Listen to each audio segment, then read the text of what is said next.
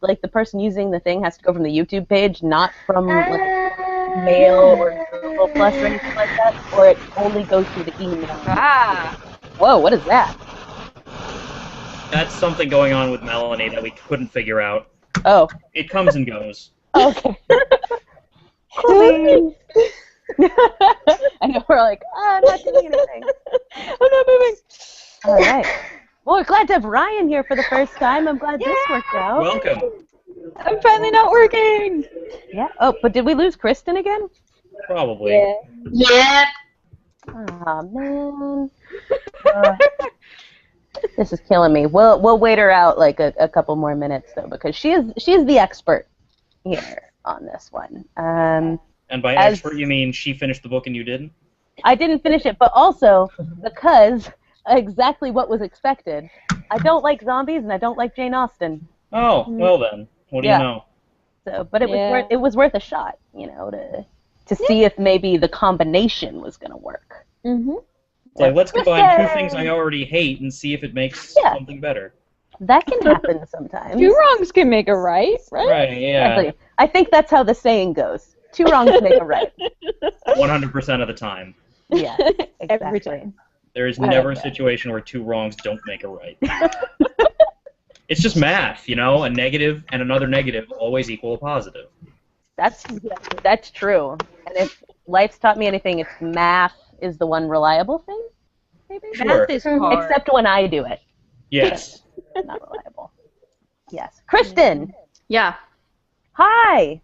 Hello. Hello. Glad to have you back, and glad we figured this thing out. You live. Liv. Why don't we get started then? Great. So this month's book was Pride and Prejudice and Zombies. Did anybody actually read Pride and Prejudice and Zombies? I gave it I did. Okay. As I told Corey on Twitter, I don't know how to read.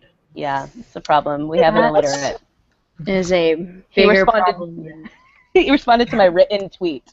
That's right. By typing out the words, I don't know how to read. Yeah. Actually, I think I said, fun fact, I don't know how to read. Exactly. Yeah. But so this is a good overall, though. So I read 3/4 of it. You guys finished it. Bailey, did you read it? I read about a chapter or two, and then I got tired of the language. Yeah, I got, like, chapter 22 is where I stopped. That's not too bad. I think that's enough to have a conversation about this thing. Yeah. I think so. I think so. Okay, well then who wants to go first? Does someone want to give just like initial first, like, what was like your first impression as you started reading it? Does anyone have one of those? Yeah, that's first thought as you read it. So I'm not a huge fan of classics, but I watched the Lizzie Bennett Diaries on YouTube, so I was very familiar with the story, and I think that helped me a lot. And I thought that the inclusion of the zombies was fairly seamless. Mm-hmm. I don't know what other people thought, but I felt like it was, as I was reading it, I just kind of believed that there had always been zombies in Pride and Prejudice, and that's just how it was. So I felt the same way. Yeah, I was like, as I was reading it, I was like, this doesn't feel weird. And I haven't read Pride and Prejudice since 8th grade, so like I don't have a super great memory of. I mean, I've seen all the movies and everything, whatever. But I honestly was like sitting there and I was like, what would this have said if it didn't have zombies in it? Right. Like, it made sense in its way. Mm-hmm. I agree. Okay, Mel. So I'm actually a huge Jane Austen fan myself. I have all of her 6 books. And so I was kind of going into it, I was like, I wonder what to expect. Like, I wasn't really sure what to think. But I actually found, like, most of the way through, because I know the story really well, I was going, they've pretty much taken the original story and just said zombie paragraph. Or whatever they call them, like, they have so many good names for them. The unnamed mentionable. And like, she has one that has like Satan in it. Like, there's all these good. Oh, Satan's Army. Yeah. Like, Yeah. They did a better job than Alice in Zombieland, though. Is that the same author? No, but it's the same like idea, and it's so. I mean, I loved it because Alice, but it was bad. Sometimes it's okay. It was like, to and then like the that. zombie Cheshire Cat. Like, no. stop. Oh, that's bad. I think there's like a zombie Jane Eyre as well. I think Seth Grahame-Smith, well, he's at least written sequels to this, and I feel like he might have done another, like, zombie or vampire thing. Well, he did Abraham Lincoln. Yeah. There's Abraham But I was Lincoln thinking Vampire another- Hunter. There was, what was it? Something I in read Sea that. Monsters. Well, Oh, that yeah. one was actually Ben Winters. Oh, okay. That was. Did you read that one, Ryan? I didn't. I read his other books because they're set in Concord, and so. Oh. Yeah. The Last Policeman series, which is actually very good. Oh, yeah. I heard Sensibility and Sea Monsters was That's what I heard. Yeah. I feel like there's a degree to which, like, you do, well, it could go either way. You either need to be attached to the source material and be like, yeah, this is great, or you're attached to the source material and you're like, Yeah. this is not right. But it's weird if you're not really into it trying to do that. Yeah. What did you think, Kristen? I kind of felt like it was fan fiction. Like, someone was like, you know what would make Pride and Prejudice better? If there were zombies. And so they wrote it, and then someone found this on the internet and was like, I'm going to publish it. What a great idea for a story. Because I legit felt like this guy wrote this, like, I don't know, like in his Hello Mom's Kitty pajama basement. pants or something. It's like, I don't know, I just felt, I mean, maybe it's because I know it so well and like know the story really well. Whereas like to me, I felt like some of the like, I don't know, it just like I rolled my eyes probably every other page. I'm like, okay. Like, I found it to be a really entertaining read, but there is actually no impact on the original story by the inclusion of the zombies. Right. Like, even when Charlotte Lucas gets plagued, it's like, oh, but no one else noticed. Yeah. Like, that part actually made me mad. I was like, how could no one notice? Like, they should have killed her way before they did, you know? Yeah. I also like do all the copies have illustrations, or is it just, did you guys have illustrations? Yeah, okay. Mine I wasn't sure because it says like special illustrated version, but I assume all of them are. But I like that they're like the picture they have for that, and it's like, you know, nobody noticed or nobody suspected except for Lizzie, and she's like clearly like falling apart. Yeah. I thought that was. I actually laughed at that. Is there as much sexual innuendo about balls? No, absolutely That not. was my question. I wanted to know if that was included in the original or if that was Seth Grahame-Smith being like, balls. Pretty much anything that you laughed at was probably not in the original. Okay. Probably pretty Because I was safe. like, damn, Dan Austin. I know. I was like, all of a sudden like, how did I not notice that in 8th grade? That's like peak time for ball jokes. Right? Yeah. Well, because To be fair, any time is peak time for ball jokes. I mean, true. Yeah, no, because like the first time I noticed it, it wasn't like a jokey joke. It was just like balls. And then the second time, it was like, and then Elizabeth blushed, and I was like, she got a joke out of that. Yeah, like this is obvious now. She laughed at that. Yeah, and that's why I was like, I don't think that was in the original. Yeah, that was my thing. Is I was wondering, is it in the original and I just like somehow missed it, or Right. I was like, I feel like I should have enjoyed Pride and Prejudice more if this kind of thing were there. Yeah, you know, dick jokes make everything better. Yeah, exactly. Although clearly it didn't really help that much because I couldn't get through it. True. Yeah. Because Corey, no, you don't like regular you didn't like regular Jane Austen, right? Yeah. This is my thing, is that I don't like Jane Austen books or movies, but I love books or movies about people who like Jane Austen. So, like, I love Austenland, Lost in Austen, Jane Austen Book Club, things like that. I just don't like the source material. So you like the kind of people who like Jane Austen books, just not Jane Austen books themselves. Exactly. Like Kristen and Melanie, and in my office right now, which is why I'm broadcasting from bed, is my friend Andy. He and his wife super love Jane Austen as well. So clearly, I like those kinds of people. They keep me grounded. So then you thought that this book, the zombies then were an improvement upon the source material. I did, as much as, and I don't like zombies either, but I did feel like it was a fun improvement. I liked the stakes of it, because my dad always said, this is what I was thinking of, he was like, interesting people talk about things, boring people talk about people. And that's like the rest of the book is just people talking about people, and I can't keep up with who's who or anything like that. And I was trying to picture the movies, but then when you add like things happening, adventures, I'm like, so it helped for me. I don't know. Where do you guys fall on that spectrum, though?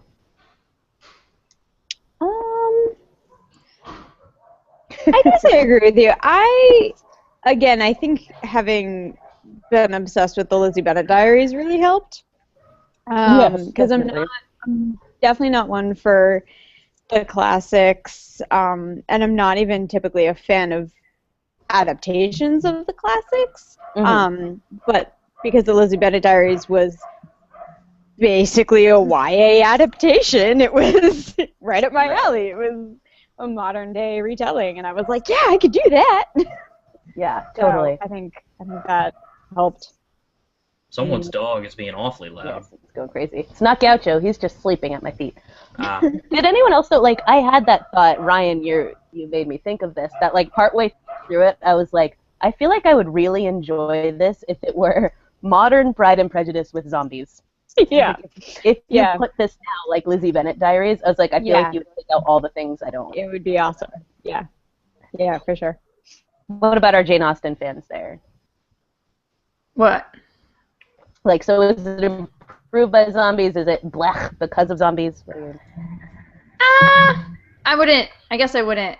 It wasn't like blech it, like, oh, this was the worst book I've ever read, and they completely ruined the story. Cause like I think Mel had already said, the story's exactly the same, basically. Yeah. Except I feel like what they do is they kind of give you a little bit of with Wickham ends up kind of in the book, he just kind of gets to ride off and gets all his debts paid, and I'm like, what a douche. He gets away with everything, essentially. Really, his only punishment is that he's married to Lydia, and you're like, it doesn't really count as punishment, because if he's that philandering, that's not really going to be an issue for him. Right. So for me, I was always kind of annoyed. So to me, it was a little bit better. I'm like, well, at least now he's bedridden and, pissing himself. And although Lydia still, is still the same, where she's like, whatever, it's fine, he's cool, and you're like, what? It's what? You're just spending your whole life taking care of him. So her, whatever. I mean, you continue to kind of roll your eyes at her, and then same thing Mr. Collins, who's just such a, doofus through this whole thing, and I felt a little bit bad for him. I was like, he's just stupid. It's not really in any you can't help it. He's just he's just kind of a moron, and so he marries, and then it's so sad because I really do like Charlotte's character, and she bears her zombie transition so well, and that was probably one of my favorite parts, even though I was felt bad for her, and then I was like, and then when Mr. Collins was like, oh, and I had to kill her, so by the time you get this letter, I'll be dead because I'm going to hang myself. I was like, wait, what? What's happening? That's dark. Yeah, I'm like, that escalated quickly, so.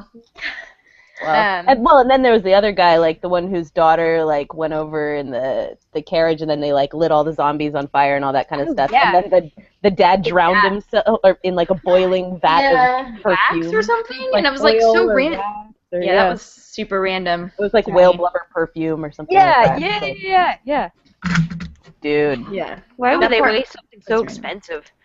Well, it was his business, so I suppose if he wasn't there to run it, why not sacrifice himself to the perfume? Yeah. That was crazy. But that was I just imagined this. Did you guys see Abraham Lincoln Vampire Hunter, the movie? No. Really? No one saw that? No. I saw it twice. For all of you. But visually, there's all these cool moments in it and stuff like that, and so that moment where she takes the pipe out of the dude's mouth and blows it to get the fire going and throws it down on the zombies, I was just like, oh, that is the coolest. That was pretty cool. And then says this is for, or this is from some, I don't remember what it said, but the whole line put together was great. Yeah, that was cool. I'm good with the badass moments. I was gonna say I did like that she was a badass. Like that she was just like a really good zombie hunter slayer person.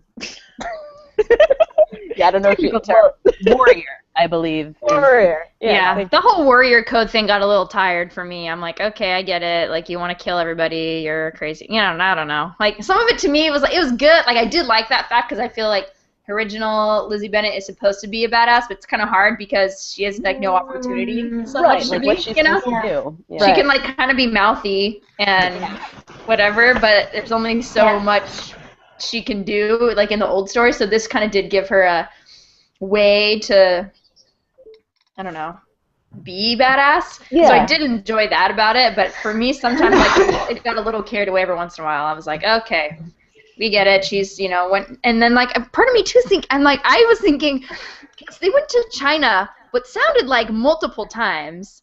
Yeah. A really long time to train. Like, when did they start training? Because when did they leave for China? Because an overland journey like that would have taken a really long time.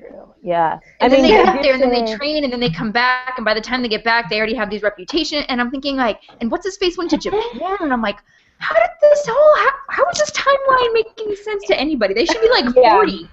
Yeah. So it's Pride, Prejudice, Zombies, and Teleporters? Clearly. Apparently. Yeah. Yeah. Because the youngest one was 7.5 when they started, and she's 15, right? Well, Yeah, they so said she that's like killed her 8 first years. zombie at 7.5, but you don't know when they were in. When they trained. So when? Yeah. I'm like, I don't know. That's a good point. Yeah. Okay. That Timeline one is a little. Like, Way off. This is what I will say, like, because I also read Abraham Lincoln Vampire Hunter, and I feel like Seth Grahame-Smith is not like a super detail-oriented dude. Yeah. And so, like, a lot of times you find things in it that you're just like, no, that doesn't make sense timeline-wise or character-wise or even narratively, just like narrative coherence is not necessarily his strong suit. So that doesn't surprise me that if you really think about, like, probably any plot point in this, if we really think about it, we're going to be like... Well, I mean, it also could be that he's just like, who cares about details? I'm putting zombies into Pride and Prejudice. yeah, Who's really going to take this so seriously that they're going to be upset that the timeline is done? Right. Yeah. Like, I do remember when it was published, and it was totally, I mean, it's in our humor section at the store. Like, it's not literature. It's like, hey, look what I did. it's like a spoof, right? Kind of. I feel like it was a spoof. Yeah. Yeah, I think that's essentially what it's supposed to be. So, I mean, I think for me it's just like the reason I couldn't get all the way through it was just simply that I was like, it's too much Jane Austen or whatever, and it has all the problems. This is like me in the spy movies, Kristen. There's too much to keep track of. It's not that complicated. It's not that keep track complicated. of. This is no excuse whatsoever. I can't. It's like you Because if mentioned you like can't keep up with the plot of Jack Ryan's Shadow Recruit, I'm honestly worried about how you write papers in school because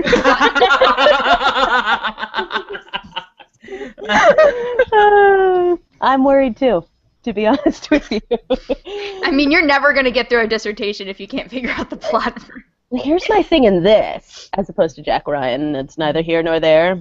But in this one, it's like I always had trouble, like, because you have whole families, right? It's so, like, insular, this whole community and everything.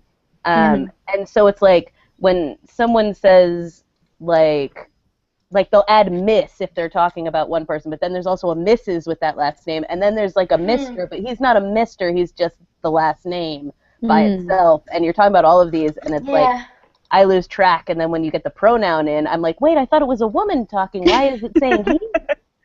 And I'm just thrown, and then I have to reread what I just read in a different voice. There's an airplane coming through Melanie's New Zealand again. Well, you know what? I do live 5 minutes from the airport and 2 minutes from the ocean, so... Both things. There we go. It does sound that. We sound like we have similar locales, BT dubs. So, yeah. So what else, Kristen? What else did you have in mind? I don't know. I'm terrible at questions, you guys. It's kind of hard because it's like I was gonna be like, oh, let's compare it with the old one, but if like nobody either A liked it or really read the old one, I'm actually interested to hear from those of you who are more familiar with it, which may just be you two, but I am interested in those comparisons and like talking out what you like about the old ones and then what is and isn't present here, because I don't understand Jane Austen, so I'm curious for those two. Well, Melody, you want to take that one? So I've been thinking, because I tend to think a lot, and Dangerous basically pastime. it is, I know, the wheels in my head have been turning. Thank you. But I feel like maybe Seth read the original book and was like, this is my chance to make sure everyone gets their comeuppance. Right. But then, like, the majority of the book is like this spoof, this parody, and then he like blindsides you out of nowhere with this like ethical dilemma of killing the infant zombie. Oh yeah. And you have this moment of like Lizzie Bennet's humanity coming out, like, can I really kill this baby? Mm-hmm. And it just like comes out of nowhere and just skewers your heart. Yeah, that was out of nowhere. Whoa. That's gotta be a play. Oh my gosh, you guys, Darth Vader's coming. That was Inception. I don't know. That was crazy. The kaiju are coming. The kaiju are coming. Either that or it's Code Red Rubicon Conspiracy. All over again. Oh no, not that again. Or we could go Occam's razor on this whole thing and realize that Duncan found the sound effects button. Oh! So we were talking about it adding in unnecessary drama, so I pushed the drama button. Amazing. Yeah. Okay. Which button is that? Like a real radio show right now. Except we're all amazed by it. Yeah. Mel. I'm sorry. I've derailed everything. It's all good. It was a wonderful derailment. Yeah. So, because there was nothing like that scene of the baby and thing in the original book, I'm wondering if maybe at the same time as wanting to give everyone else their comeuppance, he wanted to share more of his perspective on who Lizzie really was as a person and maybe what's going on inside her mind. Yeah. So, you know, she's got this massive, like, ethical dilemma, and given the choice for empathy or to just go ahead and kill something, what is she going to choose? That's actually a really good point. Kristen, how do you take that? That's another. Yeah, because I think in the original you do see Lizzie as like, because for me, like, her mom is right. Her mom and her sisters are so obnoxious, right? Besides Jane, who's like so wonderful. Whatever. Yes. I'm pretty sure they have like narcissistic personality disorder. They all do, and all she does is like cringe and like at everything they do. But then like at the core of it, like she like defends them and loves them, and there's this like kind of there's like this center goodness, and so I feel like he did try to spend a lot of the book, like while he was like showing like look how cool she is and she can fight all these people, but it's like at the end of the day, like she was still the same character who was like. But, like, I'm not going to go so far as to, like, kill a baby. Like, that is, like, overstepping, even though she was about to, like, kill Darcy the first time she met him because he wounded her pride, you know?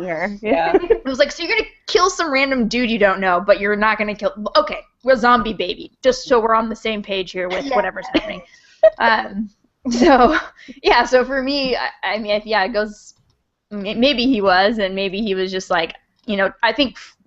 as much of a spoof as it, like I think it was, like you said, it was in the humor section, you know, and it's not really supposed to be this great, you know, he's not trying to win a Pulitzer or anything for his thought process here, but I do think he, for some reason, and I don't know why, because I don't know anything about him, he for some reason still wanted to keep with the heart of all of the characters. Yeah. And I feel like lots of times when people like rewrite or do like an extension, they like have their own ideas of who they think these people should be or what they are. Yeah. And he didn't deviate from any of that. Like, he added zombies, and he did all these weird things, and he killed off people that you were like, what? But at the end of the day, like, he didn't really mess with the actual, like, really didn't mess with anything, really. No. Right. It's like you come away from it being like, because I'm reading this whole thing and like, dude, he's gonna freaking kill Darcy at the end, or Elizabeth's gonna get it, like she's gonna like be like protecting somebody and get bit, and so I'm just like convinced, and actually was convinced for a while that Jane really had gotten bit and she didn't just have a cold. I'm like, oh, that's gonna be his. Yeah. I know. Like, I was waiting for the story, And then when that didn't happen, I'm like, oh, so he basically just did Pride and Prejudice. Like, it's literally Pride and Prejudice and zombies. Like, Yeah, exactly. See, okay, if you guys will indulge me with a Brienne, Brienne, good to see you, Bri. Glad you're here. This is perfect for the tangent I was about to go on. Oh, if you'll indulge me. My question, based on Melanie's thing here, of sort of Seth Grahame-Smith using this as a redemptive mode for maybe some characters, or to give some characters their comeuppance and things. If you guys, is there a book that you guys have read in your life that you would rewrite for either redemption or giving a character? Yes, I would rewrite In the Woods. I knew you were gonna say that. I was waiting for it. If I could only rewrite one book, that would be that is the one that still bothers me, that I still get angry about to this day. Excellent. Yep, I had a feeling, but she can't really tell you because it's like it kind of ruins it if she tells you what exactly she would change. But if you've read it, you know. Yeah, if you've read it, you know exactly what she would change. Who else? If not, Anyone else read have it, one? and then you'll know. That's Brienne. I feel like this is something you would have. Yeah, well, obviously I can only remember the last, 2 books I've read. Naturally. But if you've read Gone Girl or seen the movie, I had a feeling someone was the end is so unsatisfying. Has anyone... Okay. So somebody needs to die there. Has anyone not read or seen Gone Girl here? Oh, Kristen! Gosh, I haven't read Sharp Objects, and it bothered me for 6 months. Yes. That's fair. Okay. And so I have a hard time. And everyone says that Gone Girl's 12 times more intense. I'm like, I can barely handle Sharp Objects. No. Sharp Objects. It's just way different. More intense. I cringed the whole way through Sharp Objects. I had a really hard time reading it. Gone Girl's amazing. Yeah, Gone Girl's more psychological, whereas Sharp Objects is, there's everything. Sharp Objects. Yeah, so dark. Yeah. Gone Girl's obviously dark, but if you compare it to Sharp Objects, it's Disneyland. I basically read them backwards. I started with Gone Girl, and then I read Dark Places, and then I read Sharp Objects. Mm-hmm. And Sharp Objects, I was like, I can't. This is. I loved it, but it was right. It was really. It ruined. It kind of ripped a piece of my soul out. Was how I described the feeling. I got it back since then. Oh, I'm so glad. No, I made mine into a Horcrux. Sounds like the kind of book I need to read. Never tell anybody that it's there. You just don't know what it is. Yeah, that's amazing. It's anyone your else? Your jar of cookie butter. No way, I'm gonna eat it. Yeah, you can't make a Horcrux out of something you plan to eat in a night. Yeah. Okay, who else? Anyone else have a book you would redeem the characters or get them their comeuppance? Oh, so I actually have 2. Oh, great. So the one that I would want to redeem is Charlotte's Web, and I would make Charlotte not die. Make her a Black Widow. I always cry when Charlotte dies. Oh, that's so depressing. It is the worst. That's a really good one. She deserves to live. Yeah. And then the one that I would give a character their comeuppance is actually a book I've kept suggesting to you guys. Is Here Today by Anne M. Martin, where the narcissistic mother basically gets whatever she wants, and I feel like she should come crashing down and experience the consequences of her actions. Here's the thing: there is nothing other than actual real problems in the world. I don't think there's anything more frustrating to me than a smug villain. Yes. Yeah. Right? So when they don't get their makes me, and when they look and you can see it in their face, I got away with it, and you're like, yeah, literally. Yes. I can't handle it, and it drives me insane. I read a book recently, and I'm trying to find it because it's an arc, so it's not out yet. But it was about bullying, and it was from the bully's perspective. And there were a few books that have come out in YA about bullying, and a couple of them were from the bully's perspective. One was Tease, which is awesome. Tease.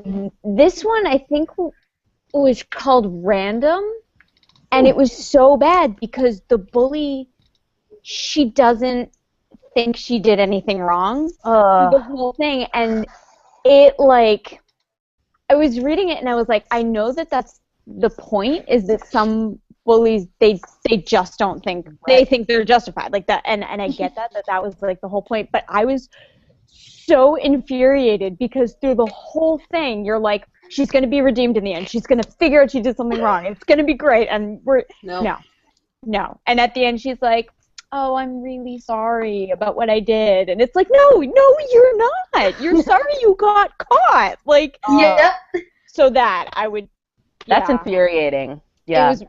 It was really, I was not pleased with it. I wrote a really scathing review about it. I did not send that one to the publisher, but I sent it to my store buyer, and I was like, we can order this, but only one copy. It's like, I will not endorse this. That's awesome. Because there's going to be those poor, like, sad kids who go to be like, oh, I was looking at this book, and you're like, let me tell you what's wrong with it, and for the next, like, 30 minutes, you're, like, ranting at some 12-year-old. And I, like, it could have been a decent, like, it definitely starts a good conversation about, some people don't, like, think they're justified, and, like, some people will never, like, change, and, like, so it's good in that way, but I think the book Tease did a way better job because the bully, like, she genuinely, like, has a moment of realization of what she did, like, and she doesn't necessarily think that what she did was wrong, but she realizes what her actions caused these other people to do, and, like, that's what hits her. Yeah. So she's still like, I still think that girl was a slut, but I wish that I hadn't said that. I feel like a terrible person because I had this effect on this person. And so, like, that one was better, whereas in Random she was like, well, it's not my fault.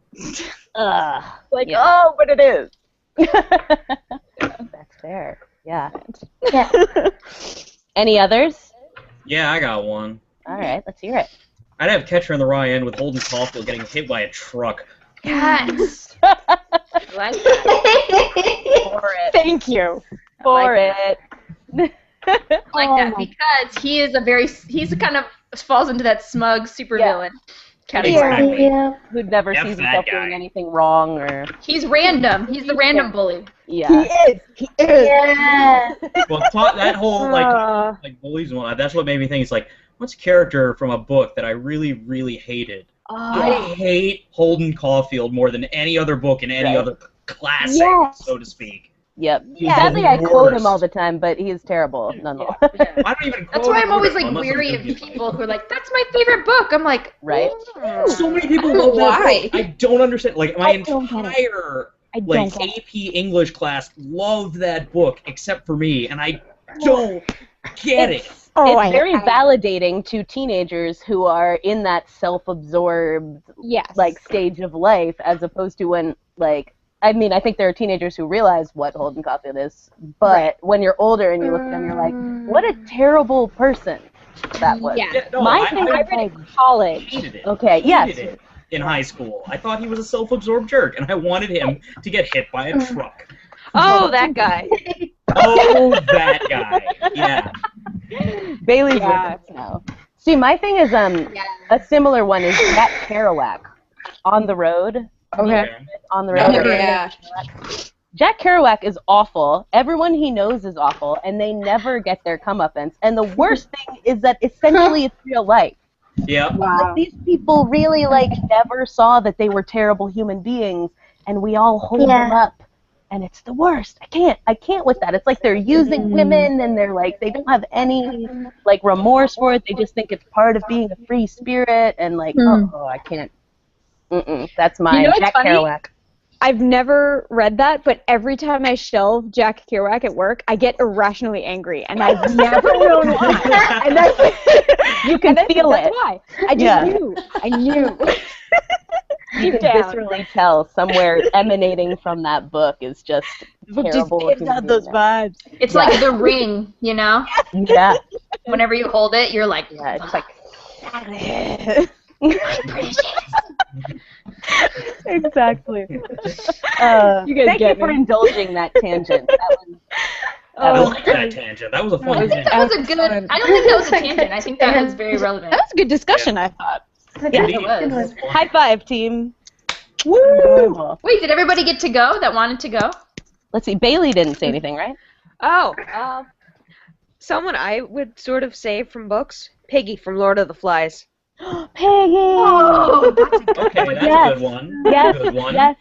Yes. Because I'd like to see him come back and screw the rest of the kids over. Right. Yeah. If he fights back and then comes back at the end and is the Lord of the Flies, and you're like, my God. Yeah. You know what? Oh. You know what? I thought I had the game ender with Catcher in the Rye. Nah, Piggy from Lord of the Flies. That is way better. That Someone really, calls- well, that blends Seth. all of our things.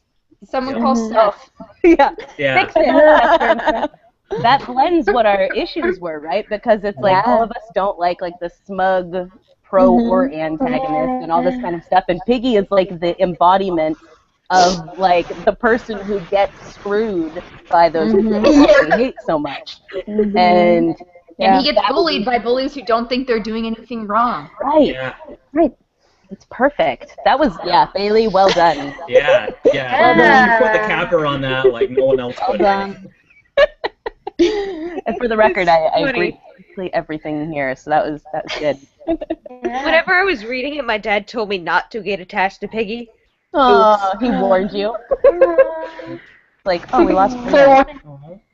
It's like Honestly, Old my Yeller. teacher that made me read it was like so into the symbolism that I like almost forgot, like didn't realize he had died, because she's like, well, what is the red and the greens? I'm like, I don't know, they're in the jungle, so green, you know. And then it's like, and she kept asking those kinds of questions, and at the end they're like, oh, and Piggy died. I'm like, what? He did? When did that happen?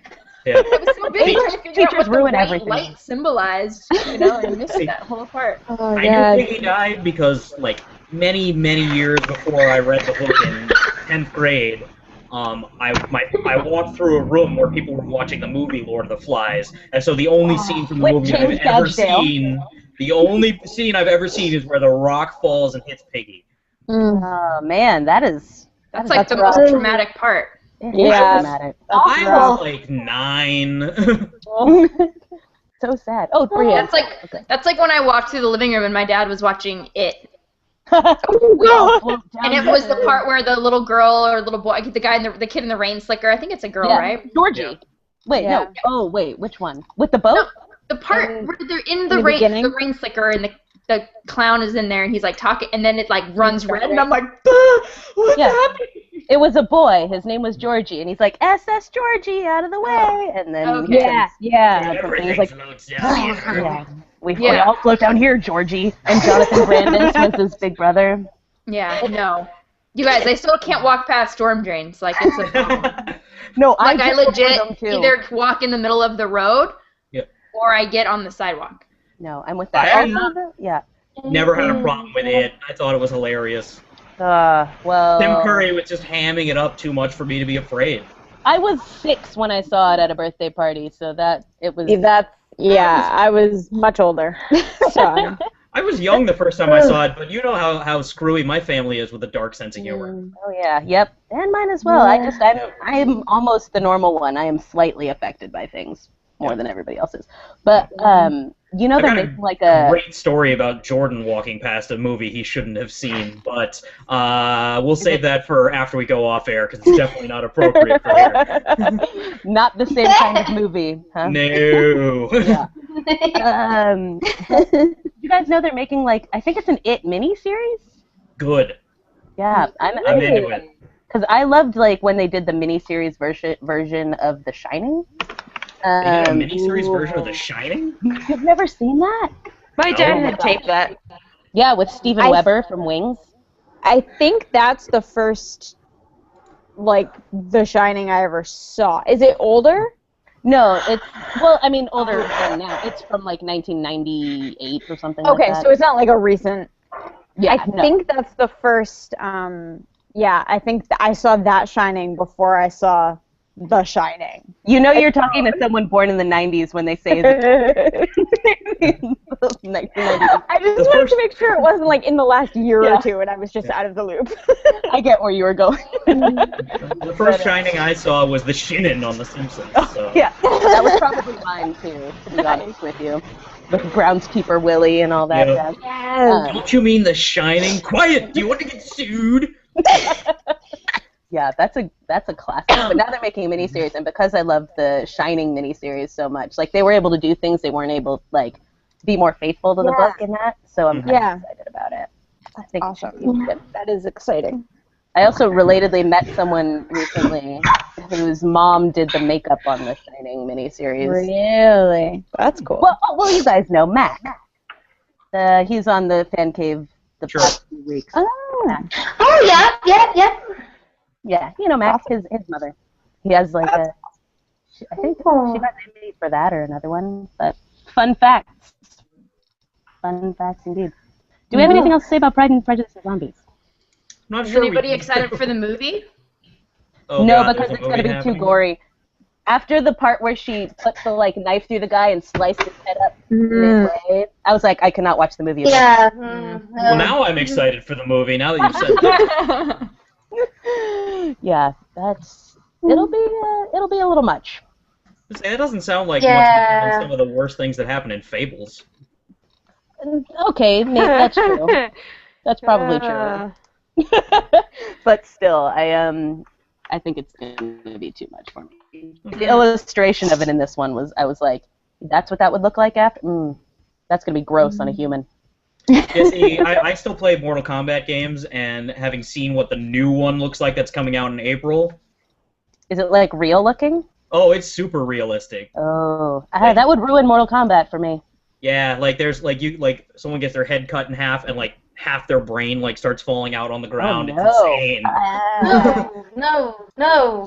That's unnecessary. The entire point of like Mortal Kombat has always been to be unnecessary. This is true. I like the fake spine being ripped out of someone is okay. I don't want to see it like look like someone's actual spine is being ripped out. That's You see, they still. I mean, yeah, it's brutal and disgusting, but they still kind of keep it tongue in cheek. So. I can barely watch that part from Roadhouse when he's like. Oh, that's a good one. I like good action. And even that, like the Power Rangers short from this week, there were a couple points in that where I was like, that's too much. That is too much. So I don't think I'll be seeing Pride and Prejudice and Zombies. This is why I also don't watch The Walking Dead. It's gross. Yeah, no. I like. Can I backtrack just a little bit? Yes. Yeah. So when Duncan was talking about Catcher in the Rye, I realized that I feel the same way about Wuthering Heights. Like everyone's like, don't it's like such Heathcliff? a romantic love story, and I hate Heathcliff. More than I hate anyone in real life. But they're like, it's such a romantic story, and I'm just like, nope. Is it really supposed to be romantic? That's my question, though. Like, I think. Well, that's the thing, is like all the synopses are like, it's so romantic and it's a classic, and I'm like, no. It's like, it's really tragic and awful and abusive and like. Yeah, it's abusive. So it's like 50 Shades of Grey with less BDSM? Pretty much that's what's going on. Yeah, and more dead body for that matter. Yeah. Well, I mean, so it's kind of a wash then. You know, one we've got ridiculous sex scenes, one we've got dead bodies. It really depends on which way you want to go with that. Yeah, it's really like everybody is kind of despicable in Wuthering Heights. I mean, you're not really rooting for anyone. I don't like that. I like to be able to root for at least one person. I feel like in life there's always at least somebody to root for. I will say in the movie version with Tom, who's that guy I love? Tom Bane. Tom Hardy? Hardy. You actually kind of sympathize with him in that, which to me is like a flaw. I like it. I like the movie because I like him in it, but it's also a flaw. It's like in Gone Girl, how in the book you don't really sympathize with Nick, but in the movie you totally do. And so, like, I like the movie because I don't want to hate him the entire time. It's better if I like him at least part of the time. But in the book, that doesn't. It's not like that at all. I hated him in the book. Yeah, he's terrible. I was so mad. I was so mad. What are you doing? Kristen, you really need to read / watch this. Okay. I'll get on it. I love most things that Ben Affleck's in. So. Me too. I'm a big Affleck fan. So Me too. yeah. Well, I think I mentioned this to Kari a while back, but I went and saw Gone Girl because the trailer was like super tame, and then I got like 10 minutes into the movie, and I'm like, this was a mistake. Popcorn. I've got popcorn. Did you make it through? Did you watch the whole thing? Okay, the thing is, in order to have gotten out of this movie, I would have had to walk like all the way to the back of the theater to the door, and then all the way back through the foyer, and that's just way too much like social awkwardness for me. So I just literally like had my face in my popcorn the entire film. Oh my god! Oh, I think anyone who has seen it can just think of one scene where Melanie must have absolutely been in hell. Like there was pretty much all of it was just because the audio is still like super loud, and so you can hear like blood gushing out of people's throats and stuff, and it was just way too disturbing. Man, I really missed out by not getting to see that. Yeah, you really got it. This happened to me once. I went to go see. Okay, you've all seen Saw, right? Like the first one. Yeah. Yes. And Saw 1, while violent, was actually a pretty good movie. And then they just become like torture porn after that, but I hadn't seen them, so I didn't know. So I had friends who every Valentine's Day, this couple went and saw Saw, because that was when they got together, was seeing the first one. And so me and my boyfriend at the time went with them to see it, and it was like about 45 seconds in, I was like, no. And I was like, I'm just going to close my eyes, and it'll be fine. And then the sounds, like Melanie was saying, I was like, nope. I almost puked on the floor, and I was like, I'm going to have to go. yeah. We're gonna have to leave. And then we just went and read the weird naughty books at Urban Dictionary, Urban Outfitters instead. There you go. The naughty books at Urban Dictionary. You know the one. That's actually what I'm gonna call Urban Dictionary from now on. The naughty book. Pretty much what it is. That's true, because there's been times where I'm like, I shouldn't have typed that in there. Yeah. Lived in ignorance. Yeah. Anytime someone tells you they're not going to tell you what something is, look it up in Urban Dictionary. That should be a sign you should not look it up. Yeah. No. Yeah, no. It's going to be bad news bears. Pretty much. The first movie the Bailey funny and I thing saw is, together like- was Ghost Rider. Oh, God. That was a good one. Nick Yep. Cage. Nice. Yep. Love Nick Cage. Sorry, Mel, what were you saying? So, like, the funny thing is, for me, I don't even need Urban Dictionary because you know how, like, we all speak the English language, but wherever you are in the world, like, words mean entirely different things. Right. So, like, what's the thong for you guys? Oh. I understand that for us it's very skimpy underwear, but over there it's sandals. That's right. It's over here, it's like sandals. And so we're like, okay, you know, you want to put on a thong. Let me see your new pair of thongs. And people are like, what the hell? That makes that Cisco infinitely less sexy, doesn't it? Mm-hmm. You got it. Well, that depends on what you're into. That's true. That's a very good I mean, point. Quentin Tarantino is probably into, you know, There's the a New way better Zealand song. definition. Yep. So do we have any more on the book? We don't. I think that was it. I mean, I think we talked about some. I really, honestly, the best part was everyone's person that they would change. That was a great conversation, actually. Yeah, you're gonna have to come up with more such prompts for other book clubs. It's always Yeah. interesting to hear everybody's takes on these kinds of things. I appreciate that you indulged that. But great, yeah, that's a great conversation, guys. I'm glad we got the technology worked out and we made it happen. Yay! Delightful. So thanks for joining us, and we'll come up with another book, another not super long book. Yeah. And it'll be good, and maybe less zombies and less Jane Austen. Yes, less Jane Austen. And we'll be totally good. And You know feel what would be super, super funny? Hmm. You could read The Sacred Diary of Adrian Plass if you want something short and hilarious. What's The that? Sacred Diary of Adrian Plass. Look it up. I think you'll appreciate it. Oh, okay. You should put it in the forum because by the time I hang this up, I'll have forgotten what it is. And then we can pop that in there. But yeah, feel free to also suggest things and stuff like that. Short. Under 300 pages. We'll make it. It'll be good. YA is always good. Funny things are good. All the books I have not been published yet, so I can't help you. Oh, you're killing me, Smalls. I'm like looking, I'm like, ooh, that's really good, that's really good. These aren't out till like April. Ryan lives the dream because she works at a bookstore. Nice. Yeah, it's pretty cool. Okay, All right, well, then. in April, come back with all of those ideas for us. Yeah, exactly. Then you can give us Just keep an eye on my Goodreads, you'll see them. No, I don't know how to use that thing. Yeah, Kristen's terrible at Goodreads. See, if Ryan's on the East Coast, Bailey and I could go just steal some books from her. It's no. There you go. Ryan is a East Coastie. So as with most of the electric. I can't see that when you're not making noise. Huh? She tried to show something on her shirt, and I can't read it down in the bottom. I'm making noise now, come see it. Gibson's Bookstore. Okay. There you go. Boom. What state is that in? New Hampshire. New Hampshire. Okay. That's not That's too not far from that's not far from Greenfield. Yeah, I'm 15 minutes from the New Hampshire border, so. Indeed. All right, well then. This has been delightful. Thank you for joining us.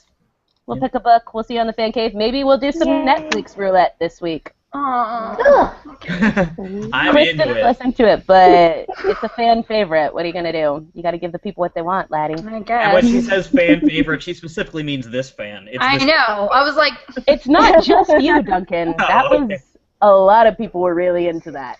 All right. So you're just the most All right. persistent. I'm the one who, bugs you about it every couple months. Exactly. All right. Good night, everybody. Adios. Enjoy Good night. your Friday.